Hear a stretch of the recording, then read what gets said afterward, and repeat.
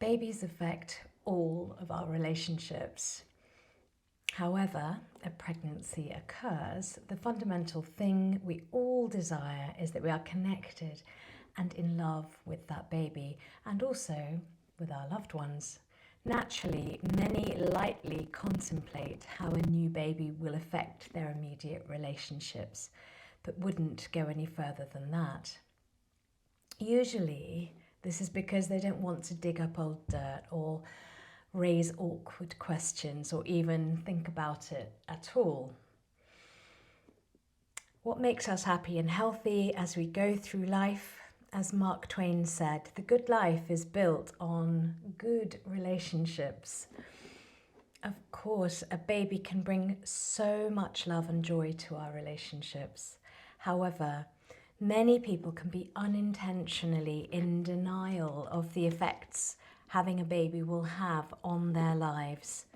And with couples living in more isolated circumstances, without an immediate family or village to hand, there's even more reason for people to hope they will be fine because they know they have to be.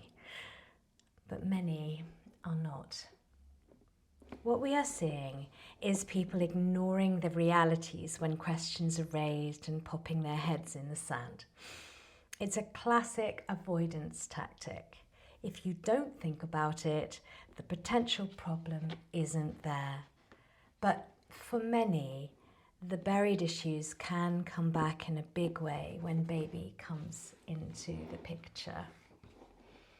Being exhausted at our most vulnerable and adjusting to a new way of life can bring out our demons. And doing it alone or without much support can be the thing that brings our relationships to their knees. It's also important to note that everyone's experiences are unique to them, never more so than during childbirth. What one person felt was wonderful may be another's nightmare. This may put added conflict, confusion, and stress onto a relationship after a baby has been born. It is ironic that our modern way of life itself involves putting the chief carers of babies under enormous stress themselves. Sue Gerhardt, Why Love Matters. Isolation and total responsibility, coupled with the unrealistic expectations that modern living and society put on us, can lead to feelings of anxiety, failure, low self-worth, hopelessness, and loss for a life that once was, or an ideal that isn't matching up to the expectations that we hoped for. This is why it's more important than ever to reflect on our relationships with our loved ones, and also our friends, and our work, and vitally, within, to us.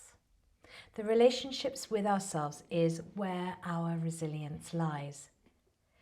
If we can nurture ourselves, we are more likely to be able to ask for help when we need it.